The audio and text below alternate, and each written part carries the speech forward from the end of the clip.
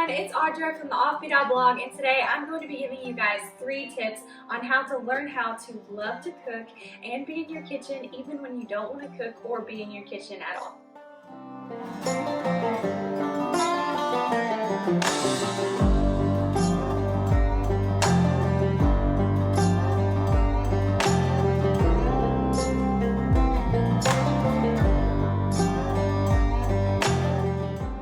So I've seen some people become almost a victim of their kitchen. Either they hate to cook, or they believe that they don't have enough knowledge about how to cook, or they just lack some necessary skills that are actually really simple to learn, or they're just completely burnt out in the kitchen. They don't know what to cook or what to make for their families or just for themselves. My number 1 tip is to be teachable. Now, when I first got married, I had no idea how to cook. I knew how to do some simple things, but I remember when I was still dating my now husband, the first meal that I planned for my family, and it was a chicken pot pie with Oreo lasagna. So typical Audra.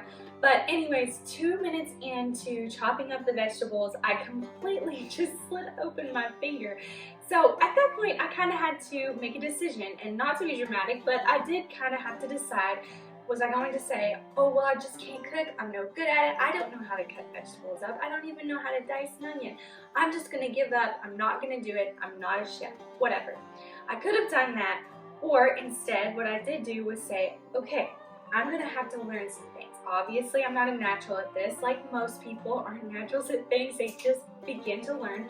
So that is one thing that I just had to tell myself. And if you are a beginning cook, or maybe you have been a homemaker for years, maybe you're just living by yourself, but you really want to explore this world of cooking. And I'm hoping that if you're watching this video, you're wanting to kind of explore more about cooking from scratch, maybe just learning some essential skills, and I'm hoping to go into that a lot more on this channel. But the first thing you have to learn how to be is teachable.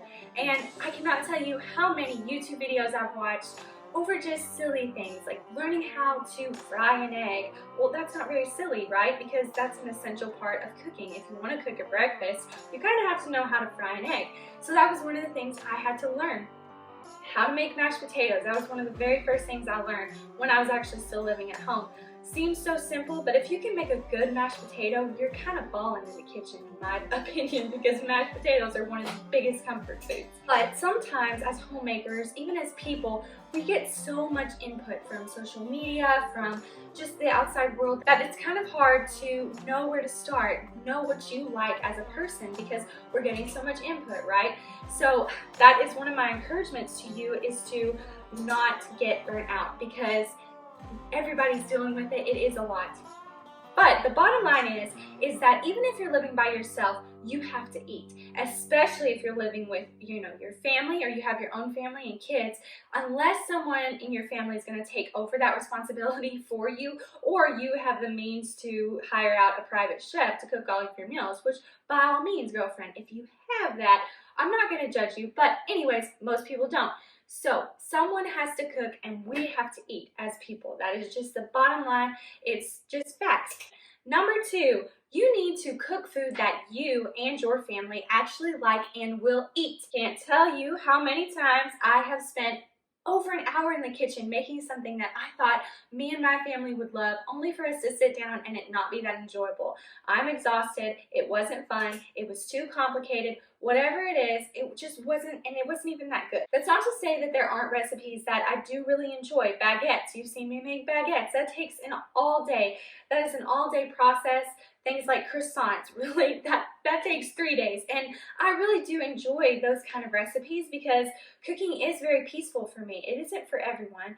And if you're doing it just for essentially, to eat, you're probably not going to enjoy those super long recipes at first, especially if you're a beginner. And I didn't either. Even if you are just cooking for yourself, it is great because you get to choose what you cook, and that can be overwhelming. But you need to think about the recipes that maybe you enjoyed as a kid. What did your parents or your caregiver make for you when you were little? What kind of recipes do you enjoy when you go out to a restaurant? Things like that.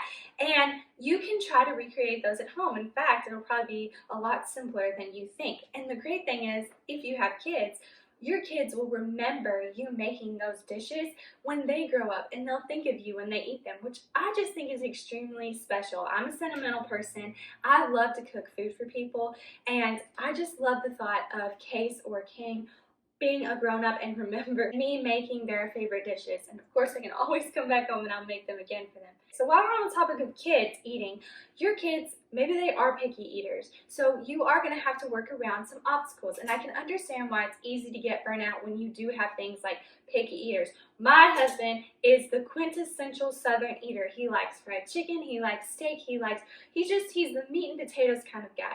I will eat anything. I'm kind of known for not being picky. So it has been really fun to introduce us both to new foods. And actually, since I married him, he's tried so much more than he ever said that he would. So I'm getting around that. But it has been really fun because now I get to help my kids try all these new foods. And you know, Case has been picky about some stuff. So I understand having to work around that, having to learn what you and your family like. That can be difficult. But just kind of sit down and make a list of everything that you guys enjoy, the kind of flavors that you enjoy. Man, right now I love lime, I love lemon, I love just all the citrusy. I guess I really need vitamin C right now because, you know, we made salsa the other night and then we drank like a whole carton of orange juice. It is, you know, winter time, so who knows. You need to find things that inspire you. That is my third tip. And what I mean by that is you want your kitchen to be somewhere that you want to be. If it's messy, if it's cluttered, you're not going to enjoy being in your kitchen. And I don't mean to completely redo your kitchen. Don't go crazy with your money or anything. I've honestly seen people, and I've done this before, literally put a bouquet of flowers in their refrigerator because when they open up the refrigerator, they see something beautiful and it's inspiring.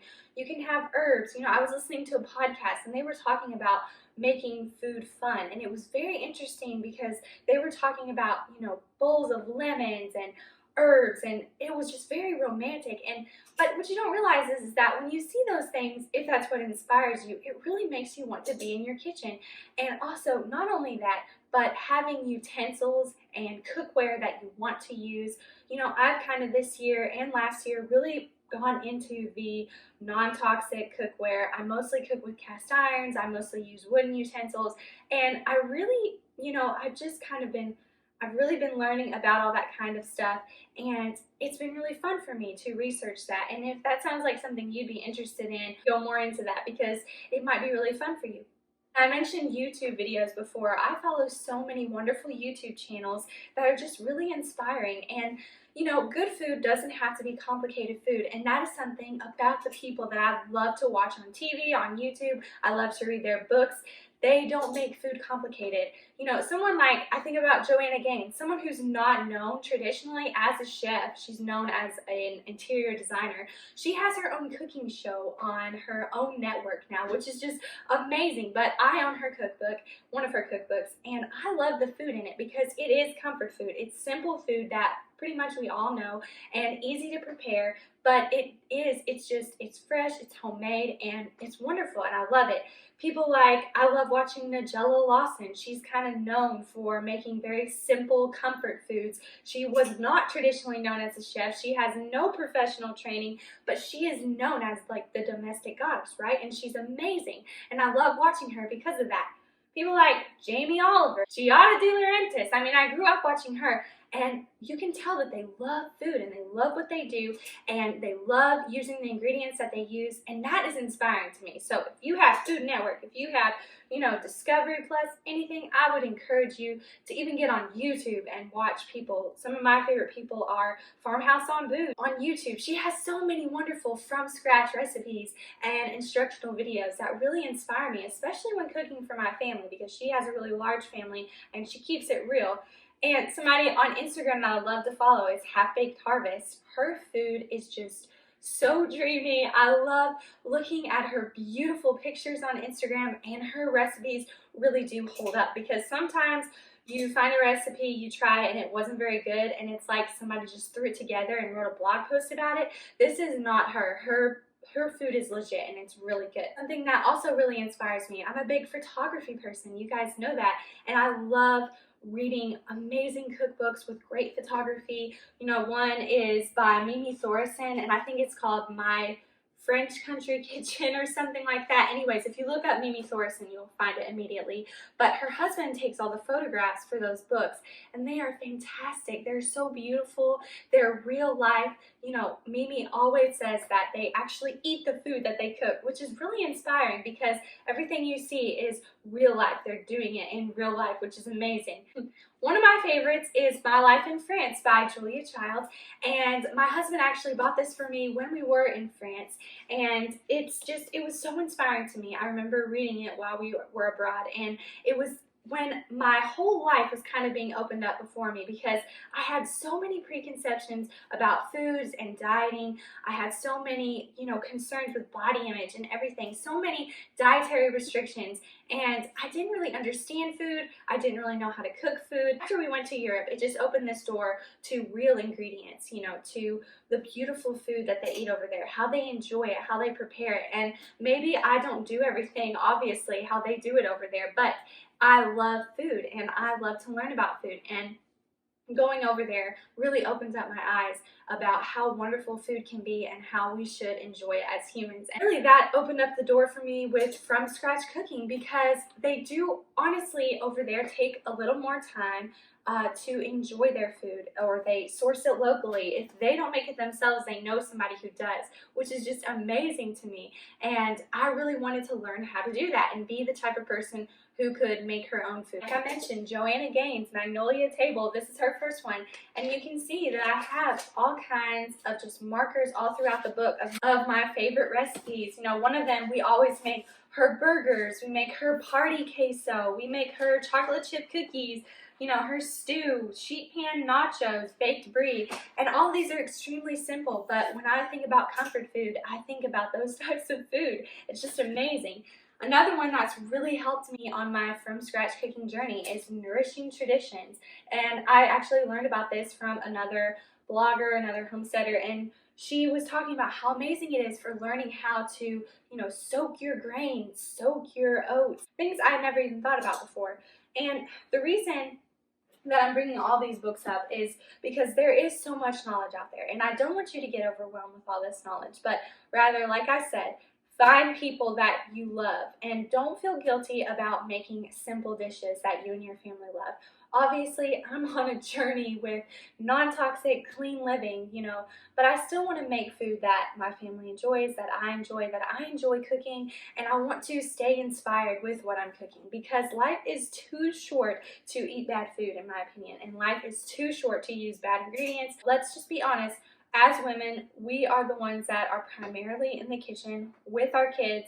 It's a busy day. You don't know what to make. You're frazzled already. It's time to either make a meal plan or at least know a few hours ahead of time, the night before. You know, some people will call me old-fashioned in saying that, but honestly, in my opinion, people have forgotten the power of food, a home-cooked meal with your family. Honestly, it's life-changing to me. Sitting around a table, even if we're all frazzled, even if we're all tired, with a good meal, even if it only took me 30 minutes or less to prepare, that is just amazing to me, and it makes me feel so happy, and I hope that my kids remember that as well. Those are my 3 tips for learning how to love to cook in your kitchen even when you don't want to cook at all. I hope you guys enjoyed this video. I hope you like and I hope you comment if you have the time, and I hope you subscribe to my channel if you feel like it, and I will see you guys in my next video. Let me know if this helped you guys and if you'd like to see more videos like this.